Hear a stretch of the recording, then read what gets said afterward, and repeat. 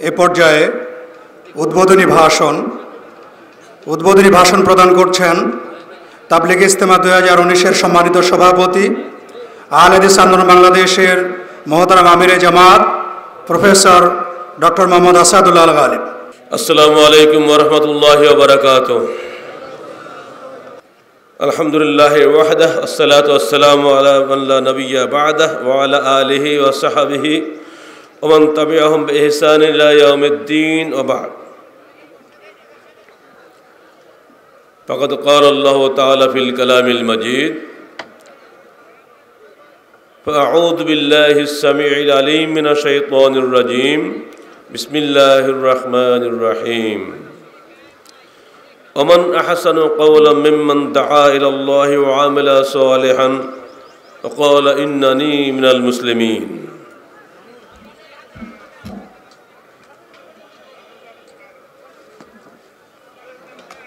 সম্মানিত সুধীমণ্ডলী,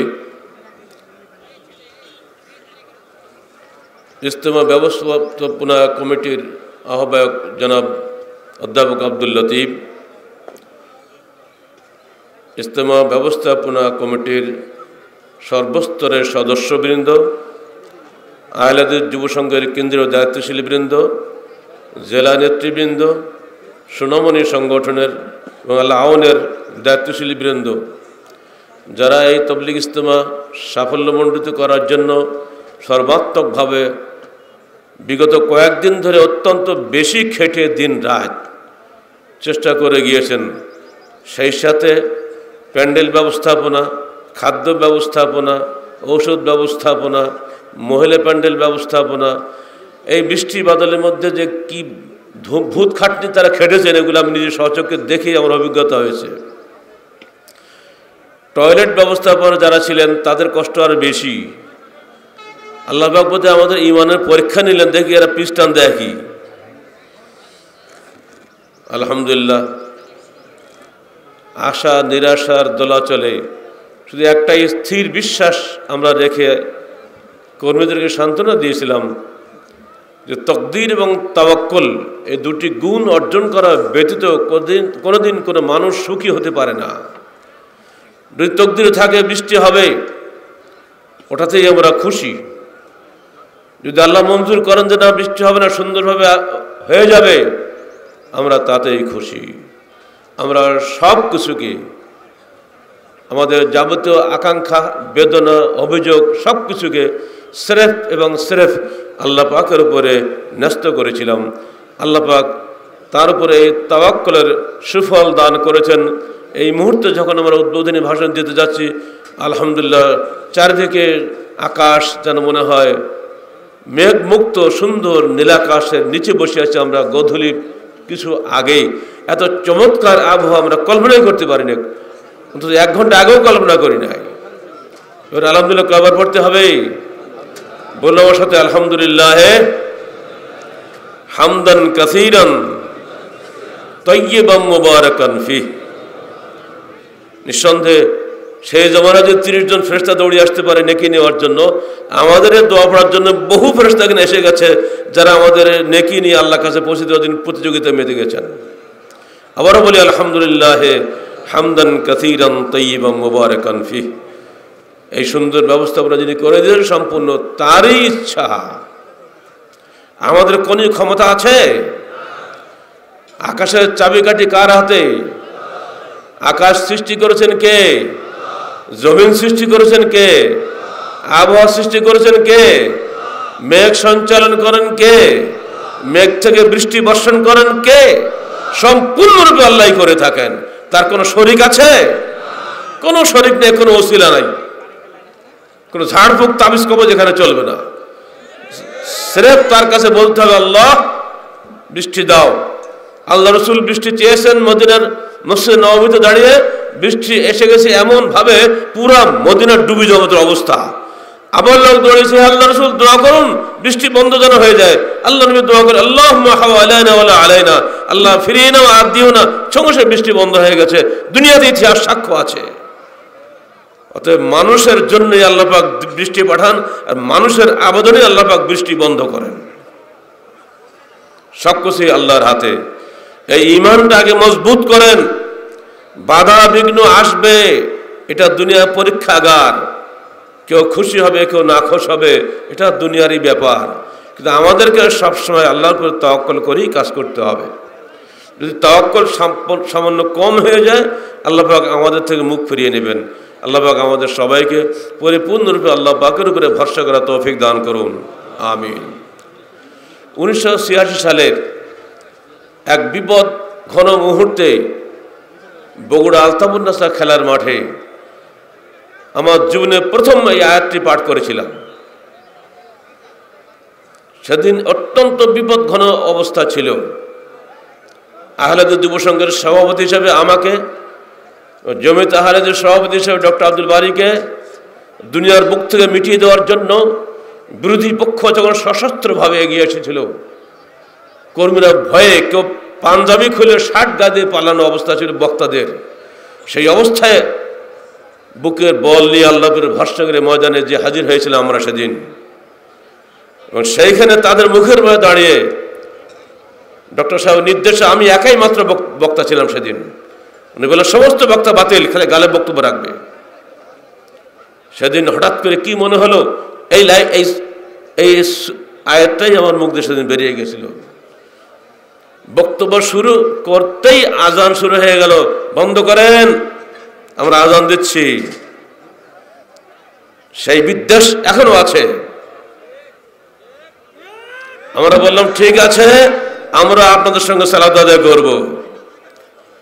কর্মীদের বললাম যে যেখানে বসে আছো ওইখানে তায়াম্মুম করে সালাত আদায় করো, শৃঙ্খলা নষ্ট করো না। সেদিন আলতাফুন্নেসা খেলার মাঠে উত্তাল সমুদ্রের মতো মানুষ ছিল, পক্ষের বিপক্ষের হাজার হাজার মানুষের বিশাল জমায়েত। বোধহয় কোনো রাজনৈতিক নেতাও সেখানে গিয়ে এত মানুষের সমাগম কখনো দেখে নাই। সরাসরি সেখানে আমি মৃত্যুর মুখে, আগে হুমকি বাড়ানো হয়েছে আপনি আসবেন না সম্মেলনে। আমি বললাম আমি যাবো, আমার লাশ পড়বে, কিন্তু তাহলে আন্দোলন বন্ধ হবে না ইনশাআল্লাহ। সেই জমানার নাম করা বক্তারা স্টেশনে নেমেই পাঞ্জাবি পাল্টে শাক গাঁদে পালিয়েছে। আমরা কিন্তু সেদিন পালাই নাই। ডক্টর সাহেবকে বললাম স্যার আপনি জমিয়তের সভাপতি, আমি জীবন যাবে আমার, তারপরে আপনার জীবন যাবে, চলুন আমার সাথে, যা হবে সেদিন। উনিও গেলেন আলহামদুলিল্লাহ। আজকে আবার সেইটা বাছাই করলাম আয়াতটা। প্রেক্ষাপট যারা জানেন, ভিতরে মানুষ তারা জানেন যে কেন আমি আয়াতটা আজকে বাছাই করলাম। সংগঠনের 40 বছর পূর্ণ হলো গত 5ই ফেব্রুয়ারিতে। 41 বছরের প্রাক্কালে আজকে আমরা শুরু করতে যাচ্ছি। সংগঠন বিরুদ্ধ হয়ে গেছে। আমি এখনো বিরুদ্ধ হই নাই। কি খুশি না নাখোশ? যুব সংঘের কাফন পরে দুনিয়াতে বিদায় হব, বুড়ো সংঘ হতে আমি রাজি নাই। এর জন্য নাম রেখেছে আন্দোলন। যতক্ষণ দেহে স্পন্দন থাকবে, যতক্ষণ আন্দোলন থাকবে, যতক্ষণ দেহে শক্তি থাকবে, আমার দেহের প্রতি পরতে পরতে প্রতি পশমের কোনা দিয়ে সির্ফ আহলে হাদিস আন্দোলনের কথা বের হবে। আহলে হাদিস আন্দোলনে পৃথিবীর বুকে একমাত্র বিশুদ্ধ ইসলামী আন্দোলন। এর বাইরে যত নামে যত আন্দোলন চলছে সবগুলোর মধ্যে ধোঁকাবাজি আছে। আর এই আন্দোলনের কাজ করতে পেরে জীবনের সবচেয়ে বড় ধন্য আমি, ধন্য আমার সাথীরা, যারা এই আন্দোলনকে দুনিয়াবী স্বার্থের হাতিয়ার মনে করেছে। তাদের কথা স্বতন্ত্র। এই আন্দোলনকে আমরা আমাদের জান্নাতুল ফেরদৌস নসিব করার ওসিলা হিসেবে গ্রহণ করেছি। অতএব যত ধরনের বিপদ আপদ আসবে সেগুলো আমাদের জন্য আশীর্বাদ স্বরূপ আমরা মনে করি। আমেরিকায় একজন জেল খাটেছে ক্যালিফোর্নিয়া অঙ্গরাজ্যে, মার্ডার কেসের আসামি। দীর্ঘ 39 বছর পরে, এখন তার বয়স 81 না 71, তিনি গত 3-4 দিন আগে বেকসুর খালাস হয়ে বেরিয়েছেন। তার পক্ষে উকিলরা কোর্টে আবেদন করেছে 39টা বছর তার জীবন থেকে হারিয়ে গেল। বেকসুর একজন মানুষকে দোষী সাব্যস্ত করে শাস্তি দেওয়া হলো, আমরা তার ক্ষতিপূরণ চাই। আদালত তার জন্য $1 কোটি কয়েক লক্ষ ডলার ক্ষতিপূরণ দিয়েছে। এবার আমাদের প্রশ্ন, হে গণতন্ত্রীরা, বিনা অপরাধে বিনা অপবাদ মিথ্যা অপবাদ দিয়ে 3 বছর 6 মাস 6 দিন জেল খাটিয়েছ, মার্ডার কেসে আসামি আমিও ছিলাম, দাও আমাকে ক্ষতিপূরণ। দিবে তোমরা? আমার সন্তান আমার জন্য চোখের পানি ফেলেছে, আমার কর্মীরা রাস্তাঘাটে ঘুরেছে, লক্ষ লক্ষ টাকা ব্যয় হয়েছে, 8 বছর 8 মাস 28 দিন আমাকে আদালত দৌড়াতে হয়েছে। হে বিচারকেরা, কিসের বিচার করো তোমরা? আমি মার্ডার করেছি কিনা সাব্যস্ত করতে যে দেশের বিচারকদের 8 বছর 8 মাস 28 দিন লাগে, দিক ওই সমস্ত বিচারক, দিক ওই পুলিশ বাহিনী যারা খুঁজে পায় না। আমাদের কোনো অভিযোগ দুনিয়ার কাছে নাই। আমরা ইন্নামা আশটু বাসি হুজনি ইলাল্লাহ, হযরত ইয়াকুব আলাইহিস সালামের মতো কারাগারে বসে এই দোয়াই করেছিলাম। হযরত ইয়াকুব আলাইহিস সালাম দোয়া করেছিলেন কি? আমার যাবতীয় অভিযোগ এবং দুঃখ বেদনা আমার আল্লাহর কাছে পেশ করলাম। উফাব্বাদু আমরি ইলাল্লাহ ইন্নাল্লাহ সামিউম বাসীর। আমরা আমাদের যাবতীয় সব কিছু অভিযোগ আমার প্রতিপালকের কাছে পেশ করেছি, তিনি সব কিছু শোনেন, সব কিছু দেখেন। আল্লাহ, যদি তুমি সত্যিকার সুবিচারক না হইতে, তাহলে আজকে মার্ডার কেসের আসামি ডক্টর গালেব এখানে দার্থহীনভাবে বক্তব্য রাখার সুযোগ পাইতো না। আমিও তো মার্ডার কেসের আসামি ছিলাম না, বগুড়া মানুষ মারিনি আমি।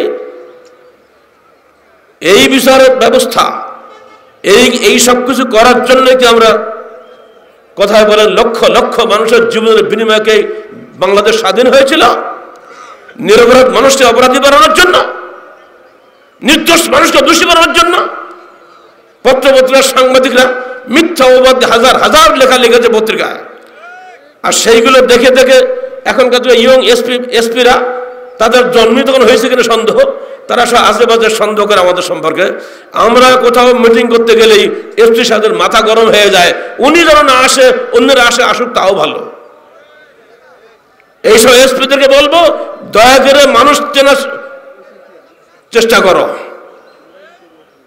DI1, DI2, DI3 মেলা কিছু পোস্ট তোমরা বানাইছো, কিন্তু মানুষ চেনার পোস্ট বানাও নাই।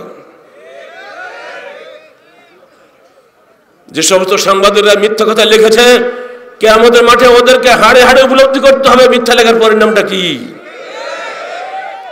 আজ পর্যন্ত তারা তওবা করে নাই। যেসব সরকার তখন ক্ষমতায় ছিল তারা আজও তওবা করে নাই। উচিত ছিল সরাসরি আমার কাছে হাত ধরে ক্ষমা চাওয়া। এখন কোথায়? এসব বলতে হয় না। দুনিয়ার অন্য জায়গায় কিছুটা হলেও বিচার আছে, এই দেশে কোনো বিচারের পালাই নাই, সবকিছু চলে ফোনে। সেদিনের সেই বগুড়ার সেই ইতিহাস আজকে আবার মনে করছি কেন? পরে রিপোর্ট পেলাম যে 2 মহাগুন্ডাকে 2 দলে লাগানো হয়েছিল আমাকে মারার জন্য। তারাই বলেছে বাংলাদেশের সব বক্তাদের উনি একটা বক্তা যিনি কারোর টক্কাই করেন, হক কথা বলে। হক কথা মানুষকে আমরা মারতে পারবো না। টাকা খাইছে, খাও, টাকা নেবো, কিন্তু মারবো না নাকি? এটা কি আল্লাহ ফেরাইনি দেখে? ইনশাআল্লাহ আজও বাংলার জমিনে এরকম বহু মানুষ আছে, বহু পুলিশ অফিসার আছে, বহু আর্মি অফিসার আছে যারা আমাদের হক কথাকে পছন্দ করেন, ভালোবাসেন। দালালি কথা বলার লোকের অভাব নাই।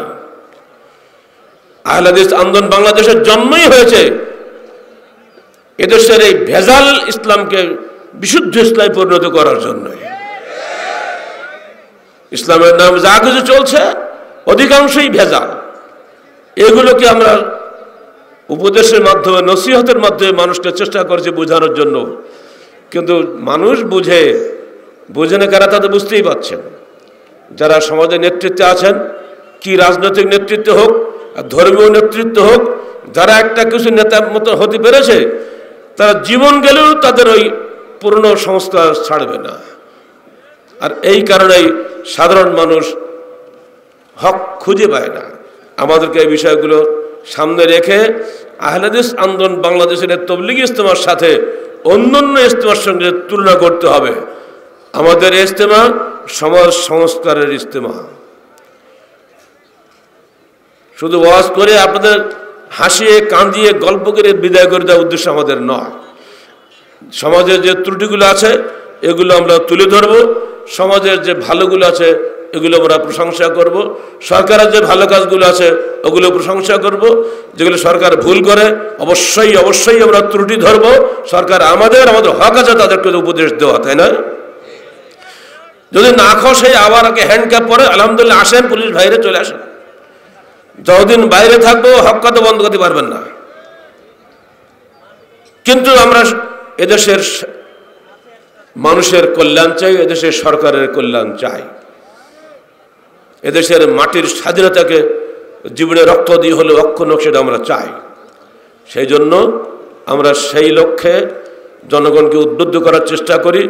মানুষ যদি না বুঝে, ফেরেশতা বুঝে আমার লাভটা কি? মানুষকে বোঝাতে হবে না?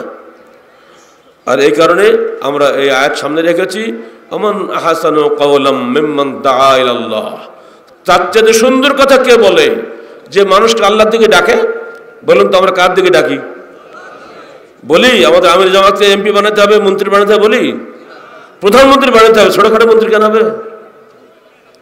শুনছেন কখনো বিগত 40 বছরের মধ্যে আহলে যুব সংঘের কোনো ছেলে কখনো বলে আমি এমপি হব? দুনিয়াবি এই লোভ নিয়ে আমার পয়দানে আসি নাই। একটা মানুষ আমার বন্ধু হোক, যে আহলাদের যুব সংঘের ছেলেদের হাত দিয়ে কোনো মানুষ কষ্ট না পায়। সরকার যে কত চেষ্টা করেছে আমাদের যুব সংঘের ছেলেদেরকে সন্ত্রাসী বানানোর জন্য, তালিকাভুক্ত করার জন্য, ইনশাল্লাহ পাবে না। রাজশাহীতে বসে কথা বলছি, রাজশাহী বাগমারা চেনেন তো আপনারা সবাই। এইখানে বসে বাংলা ভাই টর্চার সেল ছিল না, সারা দুনিয়া নাড়িয়ে দিয়েছে। অথচ রাজশাহী সেই এলাকাতে আজ পর্যন্ত আহলেদের যুব সংঘের একটা ছেলেকে সরকার, কোনো পুলিশ তাদেরকে আসামি করতে পারে নাই। আন্দোলনের একটা সদস্যকে আজ পর্যন্ত আসামি করতে পারে নাই। তারা জানে যে আন্দোলন বা যুব সংঘ হক কথা বলে বটে, কিন্তু এরা সন্ত্রাসের ঘোর বিরোধী। আমরা জেলখানায় ছিলাম, আমার মার্কেটের সামনে হাইওয়ে না, রাস্তা দেখেন না, একদিনও আমাদের কর্মীরা রাস্তা বন্ধ করেছে, একদিনও গাড়ি ভেঙেছে। আর এখন 10টা ছেলে রাস্তা গেলে পুলিশের গা গরম হয়ে যায়, সর্বনাশ, কটা গাড়ি ভাঙাতে ঠিক নাই। ভাঙচুর পার্টি আমরা নই। এই যে শান্তির আন্দোলন, শুধু আমরা সমাজকে চাই আল্লাহর বিধান মতো সমাজ চলুক, তাহলেই দুনিয়াতে শান্তি আসবে। কোরআন হাদিস অনুযায়ী দেশ চলুক, তাহলেই শান্তি আসবে। মানুষের বানোয়াট ছুরি দিয়ে কোশ্চেনকালে সমাজে শান্তি আসতে পারে না। মানুষের নিজস্ব আইনের পিস্তল নিজের বক্ষ ভেদ করুক, যে কোশ্চেনকালে কোনো আইন প্রণেতাও চাইবে না, প্রধানমন্ত্রীও চাইবেন না, প্রেসিডেন্টও চাইবেন না। নিজেকে বাঁচিয়ে তবে আইন প্রয়োগ করা হবে। কিন্তু না, আল্লাহর আইন নিরপেক্ষ, সবার প্রতি কল্যাণকর। বলুন, আকাশের সূর্য আলো যে সবার জন্য সমান নয়? আকাশের চন্দ্রের জ্যোতি কি সবার জন্য কল্যাণকর নয়? বলা হয় কি এটা খালি কাফেররা যেন সূর্য আলো না পায়, খালি মুসলমানরাই যেন পায়, এরকম কি আল্লাহ বলেছে কখনো? ইসলামের বিধান ঠিক এরকম, সকল মানুষের জন্য কল্যাণকর। কিন্তু মানুষ এটা বুঝে না। এটা ওরা বুঝাতে চাচ্ছি, জবান বন্ধ করতে পারবেন না। 3.5 বছর বন্ধ রাখছিলেন, আবার চালু হয়ে গেছে, চলতেই থাকবে মরার আগ মুহূর্ত পর্যন্ত। জবান বন্ধ করা আপনাদের পক্ষে সম্ভব নয়। একটাই বলবো, আল্লাহর বিধান সবচেয়ে উন্নত। পবিত্র কোরআন এবং সহিহ হাদিস মানুষের জীবন পথের একমাত্র সহায়ক ধ্রুবতারা। এর বাইরে গেলেই আমরা পদস্খলিত হব, পথভ্রষ্ট হব, আমরা শান্তি থেকে দূরে চলে যাব।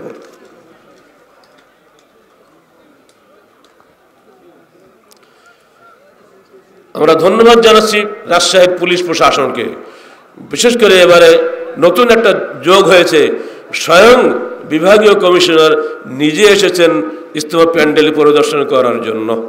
বলুন আলহামদুলিল্লাহ। জানেন এই যে আলহামদুলিল্লাহ পড়লেন না, হাদিসে কি বলা হয়েছে?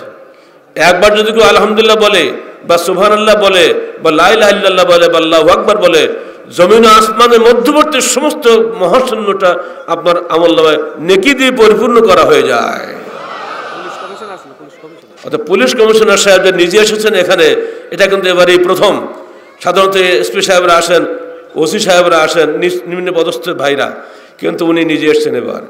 এটা আমরা অত্যন্ত আনন্দিত।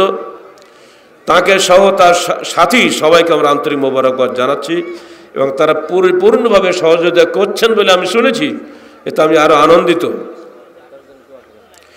দোয়া করে আল্লাহ পাক তাদের অন্তর জগৎকে যেন পরিচ্ছন্ন রাখেন। আমাদের সম্পর্কে যদি কেউ ভুল ধারণা দিয়ে থাকে দয়া করে তওবা করবেন।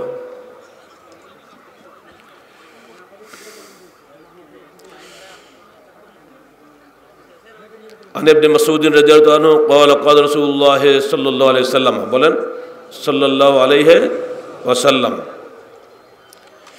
نضر الله عبدا سمع مقالتي فحفظها ووعاها وأداها فرب حامل فقه غير فقيه ورب حامل فقه إلى من هو أفقه منه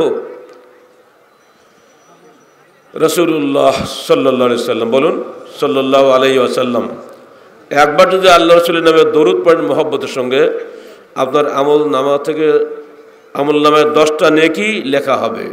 বলুন আলহামদুলিল্লাহ। 10টা গুনাহ ঝরে পড়বে। বলুন আলহামদুলিল্লাহ। আর আপনার মর্যাদার স্তর আল্লাহর নিকটে 10 গুণ বৃদ্ধি পাবে। বলুন আলহামদুলিল্লাহ। যতবার আমরা এখানে আমাদের বক্তা ভাইরা পড়বেন আল্লাহ রাসূলের নাম ততবার আপনারা সাল্লাল্লাহু আলাইহি ওয়াসাল্লাম বলবেন। তিনি বলছেন দেখো আল্লাহ পাক তাদের চেহারাকে উজ্জ্বল করুন যারা আমার বক্তব্য শোনে, আমার হাদিস শোনে, অতঃপর সেটা মুখস্থ করে, অতঃপর সেটা স্মৃতিতে ধারণ করে, অতঃপর সেই অনুযায়ী আমল করে, তার চেহারা কিয়ামতের দিন উজ্জ্বল হবে। বুদুহি ইয়াউমাইদিন নাযিরা ইলা রাব্বিহা নাযিরা। কিয়ামতের দিন অনেকের মুখ হবে উজ্জ্বল, তারা আল্লাহর দিকে তাকিয়ে থাকবে। বলুন প্রধান অতিথি আসলে সবাই তার দিকে তাকিয়ে থাকে না? যত চেনা মানুষই হোক তবে তাকিয়ে থাকে না সবাই? কিয়ামতের মাঠের প্রধান অতিথি কে বলেন তো? অতিথি তো না, উনি আমাদের সৃষ্টিকর্তা।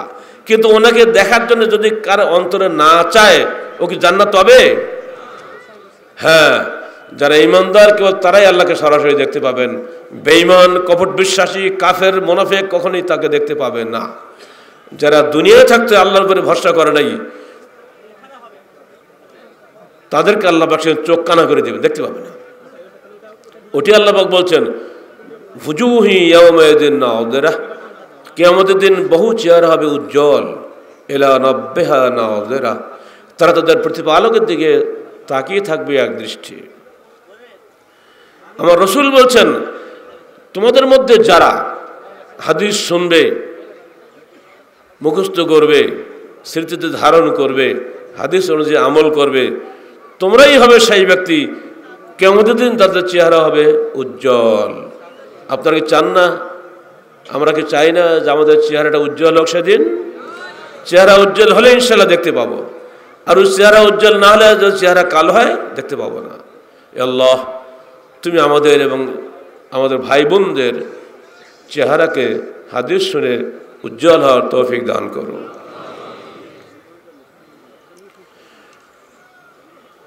এবারে কিছু উপদেশমূলক হাদিস আপনাদের শুনিয়ে দিই।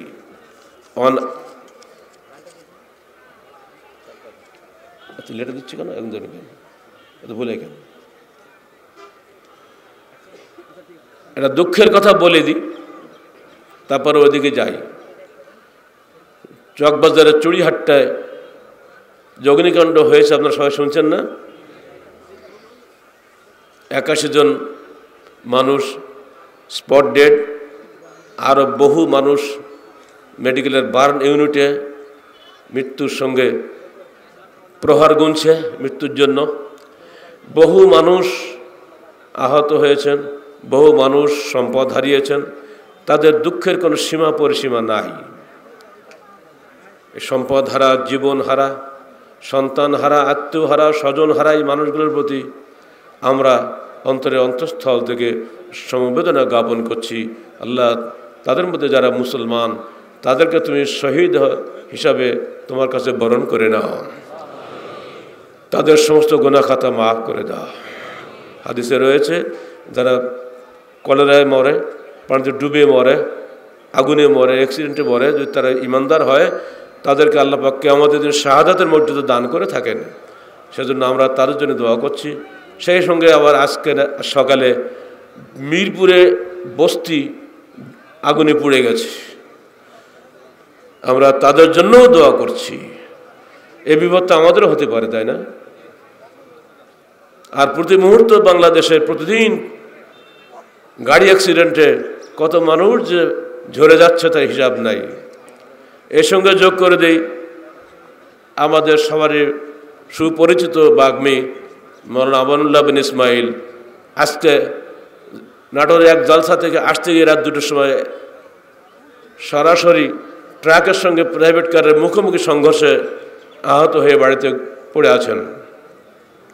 আমরা সবাই দোয়া করি আল্লাহ পাক তাকে পূর্ণ সুস্থতা দান করুন। তিনি যে সাক্ষাৎ মৃত্যু থেকে বেঁচে গেছেন জন্য আল্লাহ পাকের শুকরিয়া আদায় করছি। তো গাড়ির মালিক মাওলানা মুখলেসুর রহমান মাদানী তিনি বড় ক্ষতিগ্রস্ত হয়েছেন, গাড়িটা শেষ হয়ে গেছে। আমরা সবার জন্য দোয়া করি, যারা আহত, যারা রোগে অনেকে আসতে পারেন নাই, সে হিসাবেও আমাদের কাছে এসে গেছে। বহু মানুষ আসতে চেয়েও আসতে পারেন নাই। আল্লাহ পাক তাদের সবার মনের আকাঙ্ক্ষা পূর্ণ করুন এবং ইজতেমা হাজির হলে যে নেকি তারা পেতেন তারা যেন সেখানে বেশি সেই নেকি পান। যেভাবে তবুকের যুদ্ধে অংশগ্রহণ না করেও মদিনার এক দলকে আল্লাহ রাসূল বলেছিলেন, দেখো তোমাদের সঙ্গে যুদ্ধে না গিয়েও তারা তোমাদের সাথী আছে, এই জন্য যে তোমাদের সঙ্গে তাদের অন্তরটা চলে গিয়েছিল, যদিও বাহনের অভাবে তারা তবুকে যেতে পারেনি। আজ তো ঠিক, কিন্তু ওই একইভাবে আমরা তাদের জন্য দোয়া করতে পারি যারা আসতে চেয়েও আসতে পারেন নাই সঙ্গত কারণ বসে। আল্লাহ পাক তাদের সবাইকে তাদের আমল নয় পূর্ণ নেকি লিখে দিন, আমিন। আন আবি হুরায়রা রাদিয়াল্লাহু আনহু قال قال رسول الله صلى الله عليه وسلم, বলুন সবাই, মান ওমা তাওয়াদা আহাদুন লিল্লাহি ইল্লা রাফাআহু আল্লাহ। আমাদের প্রথম নসিহত আপনাদের কাছে, দয়া করে বিনয়ী হবেন, উদ্ধত হবেন না। একত্রে বহু মানুষ বসলে সমস্যা তো হয়ই মাঝে মধ্যে, পরস্পরকে ক্ষমা করবেন। আল্লাহ রসুল বলছেন, শুনে রাখো, ওমা তাওয়াদা আহাদুন লিল্লাহ ইল্লা রাফাআহু আল্লাহ। যে ব্যক্তি আল্লাহর ওয়াস্তে বিনয়ী হয় আল্লাহ পাক তার মর্যাদাকে উঁচু করে দিবেন কিয়ামতের মাঠে। বলুন আলহামদুলিল্লাহ। ওয়ান জাবির ওয়া হুযায়ফা ক্বালা কুল্লু রাসূলুল্লাহ সাল্লাল্লাহু আলাইহি ওয়াসাল্লাম কুল্লু মারুফিন সাদাকা। আল্লাহ রসুল বলছেন প্রত্যেকটা সৎকর্ম একটি সাদাকার মতো। এবার তিনি সাদাকার ব্যাখ্যা দিচ্ছেন। ওয়ান আবি যার গিফারি রাদিয়াল্লাহু তাআলা আনহু ক্বালা ক্বালা রাসূলুল্লাহ সাল্লাল্লাহু আলাইহি ওয়াসাল্লাম লা তাহকিরান্না মিনাল মারুফ শাইআন ওয়ালাউ আন তুলকা আখাকা বিওয়াজহিন তালকিন ওয়ালাউ আন তালকি আখাকা বিওয়াজহিন তালকিন, রাওয়াহু মুসলিম। প্রত্যেকটি সৎকর্ম মারুফ হিসাবে আল্লাহর কাছে গণ্য হবে। এমনকি যদি তোমরা কারোর সঙ্গে হাসি মুখে কথা বলো, ওটাও তোমার জন্য একটি সাদাকা হিসেবে গণ্য হবে। একই রাবি থেকে বর্ণিত হাদিসে আসছে, কুল্লু আমরিন বিল মারুফ সাদাকা ও কুল্লু নাহিয়িন আনিল মুনকারে সাদাকা। একটা নেকির কাজে আদেশ দেওয়া, অন্যায় কাজ থেকে নিষেধ করা, এটাও সাদাকা। মা বোনদেরকে লক্ষ্য করে বলছে, মা আয়েশা থেকে একটা হাদিস। একদিন আল্লাহ রসুল তার স্ত্রী আয়েশাকে বললেন, ইয়া আয়েশা ইয়াকে ওয়া মুহাক্কিরাতিজ যুনুব ফাইন্না লাহা মিনাল্লাহি তালিবান, রাওয়াহু ইবনে মাজাহ। হে আয়েশা, একেবারে তুচ্ছ ছোট্ট একটা গুনাহ থেকেও তুমি ওটাকে তুচ্ছ মনে করো না, কারণ ওই ছোট্ট একটা গুনাহ সম্পর্ক কিয়ামতের দিন তোমাকে জিজ্ঞেস করা হবে। ছোট্ট একটা গুনাহ, এটা থেকেও তুমি নিজেকে বাঁচিয়ে রাখো, কারণ ওই সম্পর্কে তোমাকে কিয়ামতের মাঠে জিজ্ঞেস করা হবে। উকবা বিন আমির ক্বাল ক্বাল রাসূলুল্লাহ সাল্লাল্লাহু আলাইহি ওয়াসাল্লাম ইন্না সাদাকাতা লা তুতফিউ আন আহলিহা হাররাল কুবুর ওয়া ইন্নামা ইয়াস্তাযিল্লুল মুমিনু ইয়াউমাল কিয়ামা ফি যিল্লি সাদাকাতিন, রাওয়াহু তাবরানী ফিল কাবীর বিইসনাদিন সহিহ। সাদাকা করার নেকিটা কি? আল্লাহ রসুল বলছেন, শুনে রাখো, সাদাকাকারীকে কবরের গরম থেকে, উত্তাপ থেকে মুক্তি দেয়। আর কি চান? কবর আযাবের আগুনের উত্তাপ থেকে সাদকা দানকারীকে সাদকা মুক্তি দান করে থাকে। শুধু তাই নয়, কিয়ামতের দিন আল্লাহ পাক সাদাকার ছায়া তলে তাকে আশ্রয় দিবেন। বলুন সুবহানাল্লাহ ওয়া বিহামদিহি। আপনারা এসেছেন, সাদাকা দিবেন আমলের মাধ্যমে, কথার মাধ্যমে, মালের মাধ্যমে। বৈঠকে দান এসার সময় হবে, সেখানে আপনারা জান ভরে সাদাকা দিবেন। কারণ এই সাদাকা আপনার কাছে অল্প, কিন্তু আপনার আমলনামা অত্যন্ত বড়। এই সাদাকা আপনার কবরের উত্তাপ কমিয়ে দিবে। এই সাদাকা কিয়ামতের মাঠে আপনাকে ছায়া দিবে। অথচ দিচ্ছেন কিন্তু হয়তো 100 টাকা, দিচ্ছেন হয়তো 500 টাকা, কিন্তু না, যার যা ক্ষমতা আছে আহলে হাদিস আন্দোলন বাংলাদেশের কেন্দ্রীয় বায়তুল মাল ফান্ডে সহযোগিতা করবেন। এটা আপনারা সবাই জানেন কিভাবে আমরা সংগঠন চালাই, কিভাবে এই উন্নতি হয়, সব কিছু আপনারা সব জানেন যারা এখানে দিয়ে থাকেন।